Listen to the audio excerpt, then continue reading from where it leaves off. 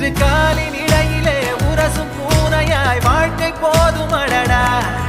எதிர்காணும் யாவுமே தீண்ட தூண்டும் அழகா